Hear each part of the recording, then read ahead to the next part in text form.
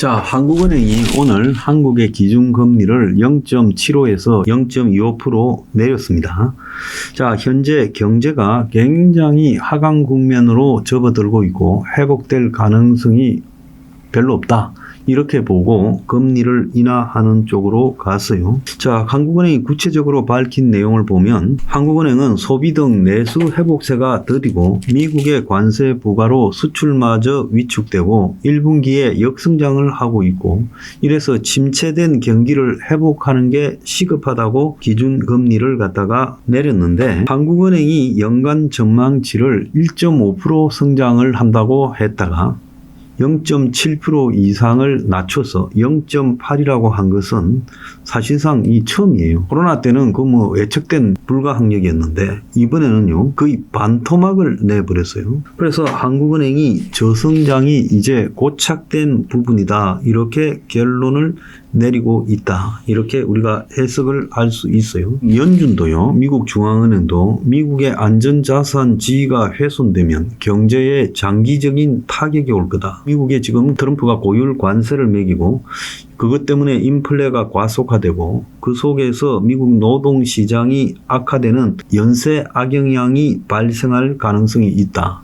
그래서 현재 경기 침체 가능성을 우려해서 금리를 동결하고 지금 스태그플레이션이 가시화될 가능성이 높아지고 있다라고 제롬 파월 연준 의장이 연준 회의록을 공개하면서 이야기를 했어요. 자, 그래서 이것은요 스태그플레이션이란 문제, 그러니까 물가가 올라가고 경제가 불황에 빠져드는 이 우려가 5월 달에 미국 연방공개시장위원회 FOMC에서 심각하게 지적이 되었다.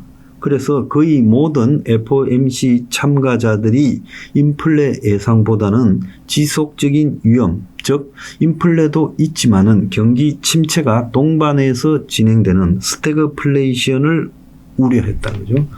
미국의 지금 노동시장이 굉장히 약화되어 가고 있고 경기 침체가 이제 받아들여야 될 정도로 부정할 수 없는 단계고 미국의 달러나 미국 국채 같은 안전자산이 지금 흔들리고 있다.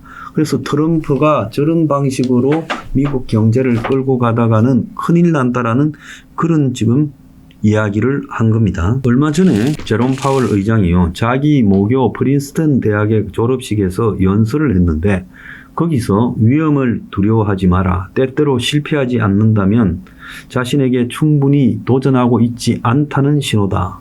그러면서 외부 여건이나 압력이 뭐가 있든지 꿋꿋이 자기 길을 가야 된다 했는데 이 말이 지금 연준의 금리를 내라라고 압박하는 트럼프에 맞서서 내 원칙을 지키겠다 이렇게 지금 이야기한 걸로 해석이 되고 있어요. 그래서 미국의 위대한 대학들은 세계 부러움을 사는 대상이자 중요한 국가 자산인데 민주주의의 가치를 강화하고 지키는데 필요한 모든 것을 다해야 된다.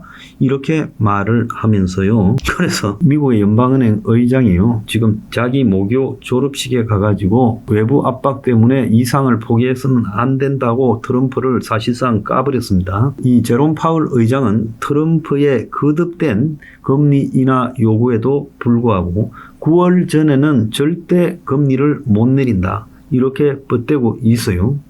그래서 트럼프 지가 불확실성을 정책에서 이렇게 초래해놓고 우리 보고 금리를 내려가지고 해결해라 하느냐, 우리가 트럼프 똘만이냐 이렇게 지금 말을 한 거예요. 그래서 지금 스태그플레이션이 미국에 번진다. 그 원인은 트럼프의 정책인 관세 폭탄 때문이다. 그래서 이게 지금 번져가고 있는데 지가 잘못해놓고 왜 우리 보고 금리 내려서 대처하라냐. 네가 관세 폭탄을 포기하라. 자, 이렇게 지금 이야기를 하고 있는 거답니다. 서울의 신규 아파트가 한 평에 기본적으로 한 4억 5천입니다. 그것도 최하 수준이에요. 그래서 아파트가 그렇게 비싸진 데는 부동산 투기도 있지만은 호텔 같은 아파트를 짓겠다. 그래가지고 아파트를 갖다가 초호화로 짓겠다고 하면서 아파트 안에 그야말로 카트링 급식도 하겠다. 아파트 안에 수영장도 있다. 아파트에 헬스 시설도 있다. 커뮤니티 등이 다양하게 갖춰진 걸 하겠다. 외관도 멋지게 짓겠다. 이렇게 쇼를 합니다. 건설회사들이요. 그래가지고 화려한 인테리어, 럭셔리 커뮤니티에 홀린 사람들이 지금 돈을 비싸게 내고 입주를 했는데 지금 허탈감을 느끼고 있다. 와서 보니까 그림에서 본 거하고 다르네. 광고 이미지하고 다르네. 이렇게 된 거예요. 그래서 외관 서비스가 현실과 설명한 것이 너무나 괴리가 있어서 허위 과장해서 아파트 분양했다고 그렇게 소송이 곳곳에서 붙고 있다는 거예요. 그래서 조석식을 제공하겠다. 사우나, 홈키핑 등을 하도록 해주겠다 했는데 그것도 안 해주면 그만이고요. 짓고 나면 끝이고 시공사와 시행사가 서로 저쪽에 가서 따지라고 하고 있어요. 그래서 과대 분양 광고를 막기 위해서는 후분양을 해야 되는데 후분양이 안 되는 이유가 뭐겠어요? 아니 선분양도 서울에 잘 팔리는데 말라고 후분양하겠어요? 미리 돈 땡겨서 받고 또 그 돈을 바탕으로 해가지고 계약금으로 프로젝트 파이낸싱 해서 저거 돈 안 들이고 은행에서 돈 받아가지고 공사하고 그래가 아파트 지어서 팔아서 남겨 먹어야지 후분양하게 되면 사람들이 이거 4억 5천만 원 가치가 없네? 안 할 거 아니에요. 그리고 또 남돈 가지고 그걸 보증으로 은행에 돈 빌려서 공사하지 못하잖아요. 근데 현행 법에 웃기는 게 도면 건축 결과가 달라도 책임을 물을 명시적 규정이 없다는 거예요. 지금 대선 후보들이 황당한 주거 부동산 정책들을 하고 있어요. 그런데 사실상 이런 아파트 분양 가격이 그 엄청난 거품, 호화 아파트라는 거품 속에서 강남에 그런 아파트가 몇 개 지니까 이제 전부 그 흉내를 내고 그러면서 아파트 분양가가 저렇게 늘어난 거지 실질적으로 인건비나 자재비가 그렇게 올라갔다고 안 보고 있습니다. 지금도요 현장에 이렇게 들어보면 중국 자재 갖다가 또 외노자 임금 싸게 해서 그렇게 지금 시중에서 말하는 것만큼 원자재 노무비가 올라가지 않았다는 거예요.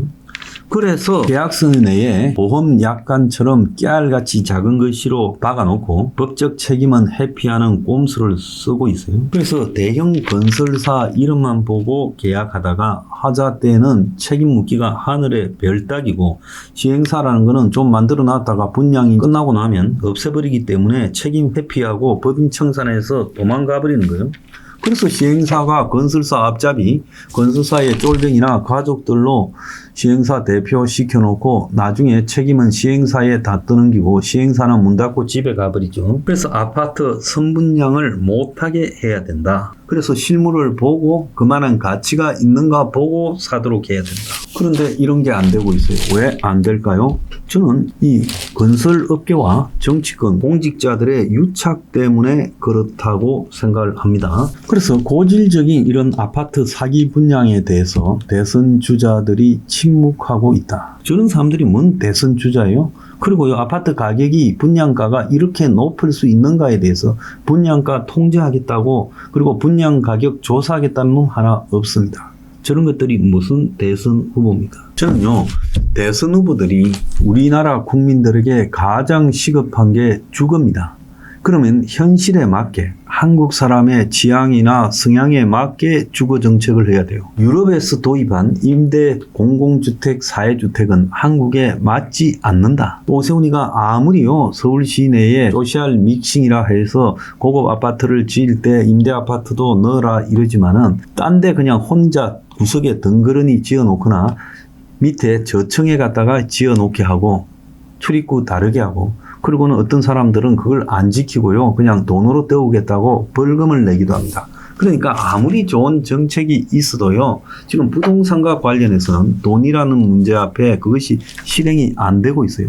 공무원이 고치지도 않을 거고 국회의원들이 하지도 않은 이런 고질적인 부동산과 관련된 문제는 대선 때 이걸 짚어가지고 이걸 내가 해결하겠다. 이렇게 말해야 될 건데 대선 주자들 중에도요. 부동산 투기꾼과 결탁에 먹은 인간이 있고 이러다 보니까 그냥 임대주택 많이 짓겠다 말고는 집 문제에 대해서 별 생각이 없고 재건축 재개발 용적률 이렇게 높여주고 규제 완화해서 부동산 투기 활성화시키겠다 또 이런 데 집중되는 사람도 있어요. 그래서 부동산 문제를 보면 그건 국민에게는 가장 심각한데 대선 주자들은요 그야 쇼에 불과하다. 속여먹는 저는 그렇게 생각합니다.